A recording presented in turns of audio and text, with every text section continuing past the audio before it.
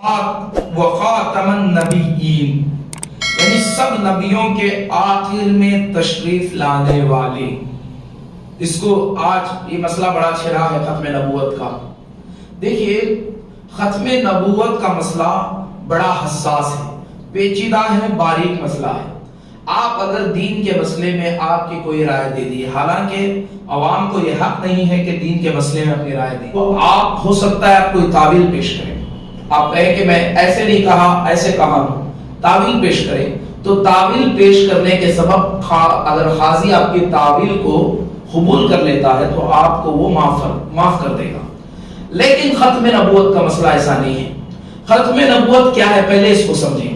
ختم نبوت کہتے ہیں نبی کریم رؤوف الرحیم سرکار مدینہ صلی اللہ تعالی علیہ وسلم کو آخری نبی جاننا، یہ ختم نبوت ہے، یہ مسئلہ ختم نبوت ہے۔ یعنی آپ کے زمانے میں یا آپ کے بعد کے زمانے میں کسی دوسرے کو نبی ماننا یہ ختم نبوت کے خلاف ہے، اور ایسا شخص ازر الشرع کافر ہے۔ یہ شخص تو کافر ہے جو نبوت کا دعویٰ کریں، جو اس کو مانتے ہیں وہ بھی کافر ہیں، جو اس کے کفر پر شک کرے وہ بھی کافر ہیں، اور جو ان کے معاملات میں رحم برتے، رحم کریں، جو ان کے معاملات میں سکوت برتے ہیں وہ بھی کافر ہیں۔ کیوں؟ کیونکہ قرآن کی نص قطعی سے ثابت ہے، وخاتم النبیین، قرآن کی نص قطعی سے ثابت ہے۔ دوستو یہ مسئلہ عام مسئلہ نہیں ہے، بلکہ نبی کریم صلی اللہ تعالی علیہ وسلم نے ارشاد فرمایا زمین اور آسمان کو میرے لیے لپیٹ دیا گیا، اور میں دیکھ رہا ہوں کہ ان قریب قیامت تک 30 جھوٹے نبوت کے دعوے دار پیدا ہوں گے، اور ایک حدیث میں ہے 26 مرد اور 4 عورتیں اس میں ہوں گی، یہ بھی حدیث موجود ہے۔ دعوے دار نبوت کے جھوٹے دعوے دار پیدا ہوں گے۔ اب غیب دان نبی نے تو 1400 سال پہلے بتا دیا کہ یہ ہوگا۔ اب آئیے یہ ختم نبوت اور اس پر پہرا کس طرح دیا جائے، اور یہ جھوٹے نبوت کے دعوے داروں سے کیسا بچا جائے۔ اپنے ذہن نشین کر لیں اس بات کو آپ لوگ کہ نبی صلی اللہ تعالی علیہ وسلم آخری نبی ہیں۔ حضرت عیسیٰ کے بعد محمد رسول اللہ صلی اللہ تعالی علیہ وسلم آخری نبی ہیں۔ محمد رسول اللہ صلی اللہ علیہ وسلم کے زمانے میں یا آپ کے بعد کے زمانے میں کوئی نبی پیدا نہیں ہوا اور نہ ہو سکتا ہے، اور یہ ہونا محال ہے، امپاسبل ہے۔ یہ ختم نبوت ہے، یہ ختم نبوت کا مسئلہ ہے۔ اچھا ایک سوال اٹھ سکتا ہے تو پھر حضرت عیسیٰ علیہ نبینا علیہ السلام جب آئیں گے تو کیسے آئیں گے؟ دیکھیے حضرت عیسیٰ کو زندہ اٹھا لیا گیا آسمانوں میں۔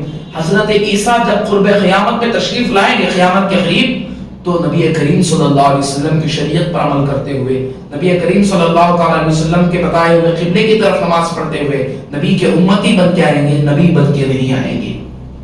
یہ عیسیٰ جن کو نبوت دی گئی ہے وہ بھی اس امت میں آئیں گے تو امتی بن کے آئیں گے۔ آج نبوت کے جھوٹے دعوے دار، چاہے وہ مرزا غلام احمد قادیانی ہو یا اس کے بعد اب شکیل بن حنیف ہو یا پھر کوئی بھی ہو، نبوت کا دعویٰ اگر کسی نے کر دیا، یا مسیح ہونے کا دعویٰ اگر کسی نے کر دیا، یا مہدی ہونے کا دعویٰ اگر کسی نے کر دیا تو وہ جھوٹا ہے اور وہ دائرہ اسلام سے خارج ہے۔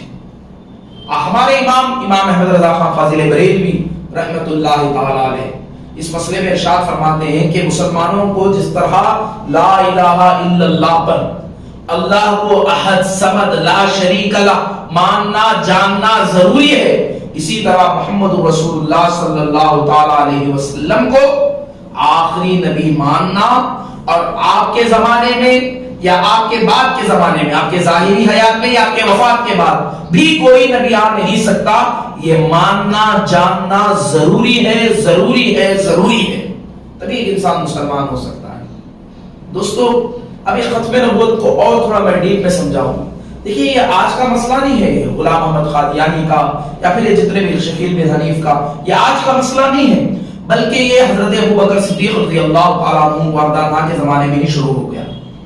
جب رسول اللہ صلی اللہ علیہ وسلم کی وفات ہوئی تو مسیلمہ کذاب نے نبوت کا دعویٰ کیا اور کہا کہ میں نبی بنا کر بھیجا گیا ہوں، الیاذ باللہ، معاذ اللہ رب العالمین۔ حضرت صدیق اکبر نے यमामा में बाकायदा तौर से उनसे जंग की, 1200 सहाबा के करीब शहीद हुए। आज लोगों को बड़ा शौक है, लोग कहते हैं जब हम बुराई से किसी को रोकते हैं, बुरे अकायद वालों से या बुरे अकीदों से अगर किसी को रोकते हैं, तो लोग कहते हैं वो भी तो कलिमा गो है, वो भी तो हमारी सफों में नमाज पढ़ने वाले हैं, वो भी तो कलिमा पढ़ने वाले हैं, आखिर तुम उनको बुरा भला क्यों कहते हो?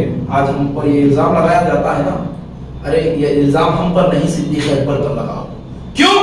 यमामा में सहाबा के मुखालिफिन जो जमात थी वो भी कलिमा पढ़ने वाली थी, वो भी नमाजें पढ़ने वाली थी, लेकिन वो किस अकीदे के कायल नहीं थे? खत्म नबूवत के अकीदे के कायल नहीं थे। वो मुसैलमा कज़्ज़ाब को नबी मानने वाले थे। यमामा की जंग में हजरत सिद्दीक़ अकबर ने उनसे जंग की। अच्छा, एक और मजे की बात बताऊं, जब यमामा की जंग हुई तो थे जाहिर बजाहिर वो भी तो दाढ़ी रखने वाले थे, उनके सरों पर भी यमामा सजा हुआ था, वो भी मुसलमानों के हुलिये में होते थे। तो हजरत सिद्दीक़ अकबर से सहाबा ने पूछा कि ऐ सैयदना सिद्दीक़ अकबर, ऐ अबू बकर, ऐ अमीरुल मोमिनीन, वो भी तो बजाहिर हुलिये में मुसलमान लगते हैं, हम अपने और गैर को कैसे पहचाने? वो भी तो अल्लाह अकबर का नारा लगाते हैं। तो हजरत सिद्दीक़ अकबर ने कहा कि अपनों की पहचान अगर कोई शख्स या मोहम्मदा का नारा लगाए तो समझ जाओ कि वो अपना है, और सिर्फ अगर कोई अल्लाह अकबर का नारा लगाए तो समझ जाओ कि वो मुसलमान कज़्ज़ाब का आदमी है। दोस्तों थोड़ा देखें, उसी वक्त शुरू हो गया।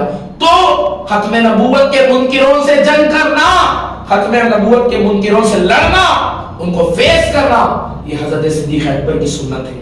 ये घरों में बैठने का वक्त नहीं है। हम फिजिकल जंग तो नहीं कर सकते, लेकिन दोस्तों इनके अकायद का भरपूर रद्द कर सकते हैं।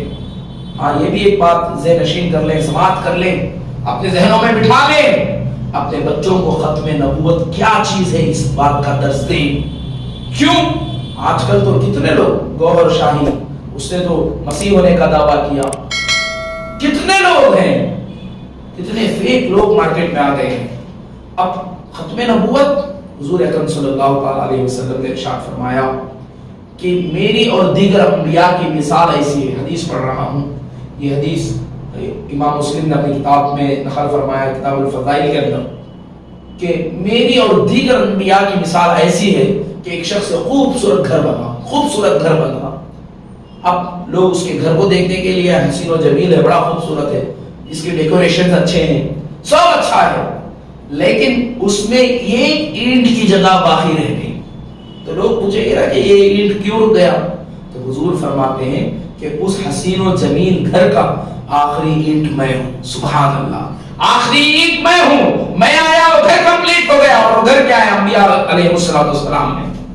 सुभान अल्लाह। हुजूर अकरम सल्लल्लाहु अलैहि वसल्लम ने इरशाद फरमाया, मुझे दीगर अंबिया पर 6 फजीलतें दी गई हैं, यानी मुझे वो 6 फजाइल अता किए गए जो दूसरे अंबिया को अता नहीं हुए।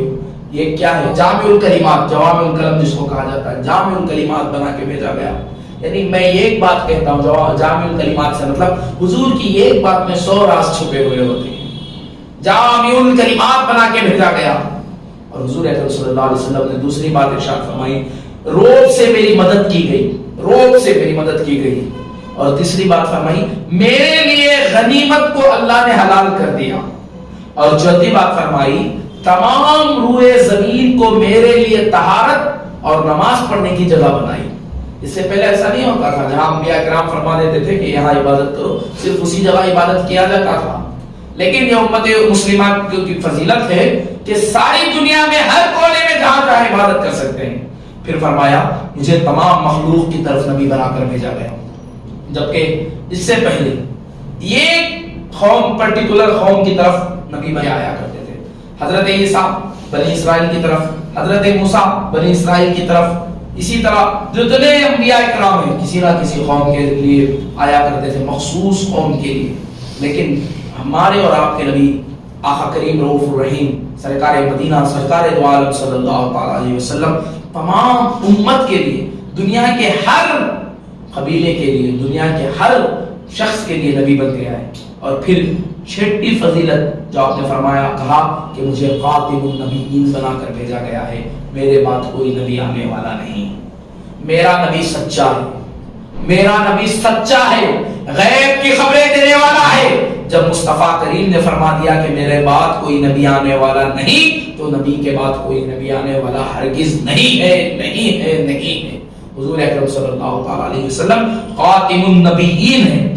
اب دوسری روایت میں مسند امام احمد بن حنبل میں یہ روایت نقل کی گئی ہے، ترمذی میں بھی یہ روایت نقل کی گئی ہے، فرماتے ہیں حضور اکرم صلی اللہ تعالی علیہ وسلم نے ارشاد فرمایا بے شک میرے متعدد نام ہیں، کئی نام ہیں۔ اس میں حضور نے چند نام ذکر فرمائے۔ حضور نے فرمایا میں محمد ہوں صلی اللہ تعالی علیہ وسلم، دنیا میں آپ کا نام محمد تھا۔ پھر آپ نے کہا میں احمد ہوں، آسمانوں میں آپ کا نام احمد ہے۔ پھر فرمایا میں ماہی ہوں، ماہی مطلب کفر کو مٹانے والا، کوئی کسی چیز کو مٹانے والے کو ماہی کہتے ہیں۔ تو اللہ کی طرف سے اللہ کے لیے آپ کفر کو مٹانے کے لیے آئے تھے، تو آپ ماہی ہیں۔ پھر فرمایا میں حاشر ہوں، یعنی میرے قدموں پر لوگوں کا حشر ہوگا۔ پھر حضور اکرم صلی اللہ علیہ وسلم نے ارشاد فرمایا میں عاقب ہوں، عاقب کا مطلب ہے میرے بعد کوئی نبی پیدا ہونے والا نہیں ہے۔ سبحان اللہ۔ اور حضور اکرم صلی اللہ تعالی علیہ وسلم نے سیدنا عمر بن خطاب رضی اللہ تعالی عنہ کو دیکھ کر ارشاد فرمایا اگر میرے بعد کوئی نبی ہوتا تو عمر ہوتا، لیکن میرے بعد نبوت ختم ہو گئی، میرے بعد کوئی نبی نہیں ہے۔ حضرت علی کو دیکھ کے فرمایا اے علی تم میری نظر میں ایسے ہو جیسے موسیٰ کی نظر میں ہارون، لیکن ایک فرق ہے لا نبی آبادی، میرے بعد کوئی نبی نہیں ہے۔ سبحان اللہ۔ دوستو یہ دلائل اور برائن زیادہ ہیں، انشاءاللہ اس کے لیے کبھی ایک سپریٹ سیشن رکھا جائے گا۔ بس اس کو ذہن نشین کر لیں کہ حضور آخری نبی ہیں۔ حضور اکرم صلی اللہ تعالی علیہ وسلم کے بعد یا حضور کے زمانے میں کوئی نبی آ نہیں سکتا۔ حضرت عیسیٰ بھی جب آئیں گے قرب قیامت کے وقت تو حضور اکرم صلی اللہ تعالی علیہ وسلم کے امتی میں ہوں گے، امتی بن کے ہوں گے۔